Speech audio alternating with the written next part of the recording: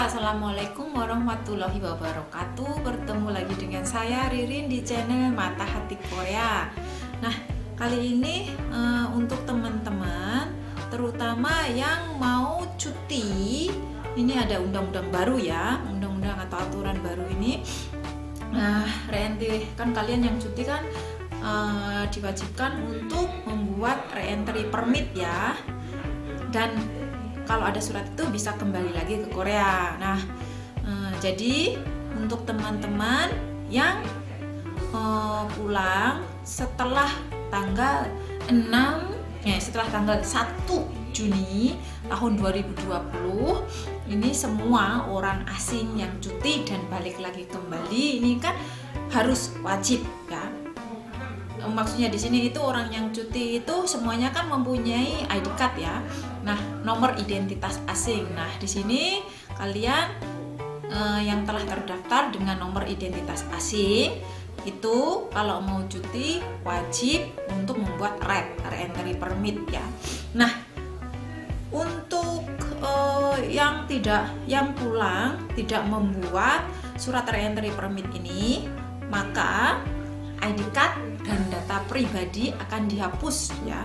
Jadi ditiadakan. Jadi walaupun kamu membawa ID card pulang, tapi kamu tidak membuat reentry permit, maka data kamu untuk balik ke sini sudah tidak ada. Jadi kamu tidak bisa masuk kembali ke Korea gitu. Nah, aturan ini sudah saya bilang ya, yang sudah pulang setelah bulan 6 tanggal 1 tahun 2020.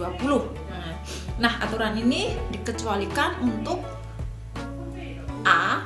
Pemegang visa dengan visa A-1, A-2, A-3, dan F4. Ini dikecualikan ya untuk membuat rep. Nah, yang kedua, yang pulang cuti sebelum tanggal 31 Mei tahun 2020. Ya, karena kenapa? Karena waktu itu kan undang-undang ini kan belum dibuat ya, rep itu belum dibuat ya. Jadi untuk teman-teman yang pulang pada saat itu sebelum tanggal itu tadi, berarti tidak harus membawa rep. Nah, yang C tadi, yang B, yang C, orang yang memegang sertifikat non-min. Di sini orang asing yang diakui oleh imigrasi telah memegang visa pengungsi, ada visa khusus pengungsi ya, dia mempunyai surat atau bukti kalau dia sebagai seorang pengungsi atau non-min ya. Nah, proses dan pengajuan reentry permit ini adalah kamu bisa masuk ke website Hai Korea GOKR ya, bisa diwakilkan juga ya. Kalau kamu tidak bisa diwakilkan ke majikan atau mungkin orang kantor yang telah membantu biasanya mengurusi orang asing ya. Tetapi untuk yang darurat misalnya, itu misalkan ya ada kasus darurat yang saya maksud di sini adalah salah satu keluarganya ada yang meninggal, maka bisa diajukan di bandara waktu kamu pulang. Tapi bisa ditolak untuk alasan kecuali darurat ya. Nah, di sini izinnya itu berapa bulan? Rep bisa diajukan itu sekali ya, maksimal 1 tahun akan diberi izin 1 tahun ya maksimal, dan juga biayanya 30.000 kalau kamu datang langsung ke imigrasi. Tapi kalau melalui online 24.800, lebih murah ya. Dan itu kalau kamu misalkan mau datang langsung itu paling tidak 3-4 hari sebelum keberangkatan kamu bisa mengajukannya ya. Nah, arsip-arsip yang dilampirkan di sini satu ya, alasan kamu cuti, kamu harus tulis alasannya kamu cuti di situ ya. Terus surat persetujuan PCR ya, di situ ada 2 lembar berarti ya. Terus tambahan ini surat izin dari majikannya ya, surat izin cuti ya. Di sini biasanya perusahaan atau majikan akan memberikan cuti berapa hari, tanggal berapa sampai tanggal berapa gitu ya. Itu lebih akurat ya kalau ada itu. Kalau misalkan tidak ada itu mungkin butuh waktu juga ya untuk di ACC oleh pihak imigrasi.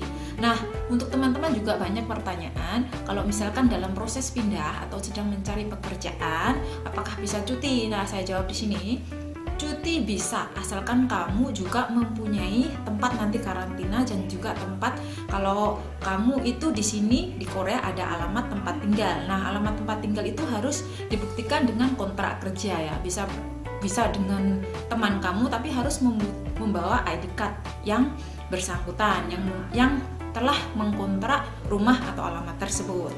Nah, untuk teman-teman itu tadilah aturan baru yang akan dilakukan tanggal 28 Desember tahun ini 2021. Mungkin kalian butuh bagaimana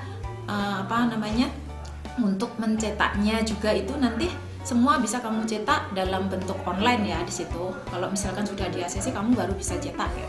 Nah, di sini mungkin ada pertanyaan, silahkan komen dan juga jangan lupa untuk sharing ke teman-teman. Untuk teman-teman yang belum subscribe, silahkan subscribe dan bagikan ke teman sekalian. Terima kasih, semoga bisa membantu. Wassalamualaikum warahmatullahi wabarakatuh.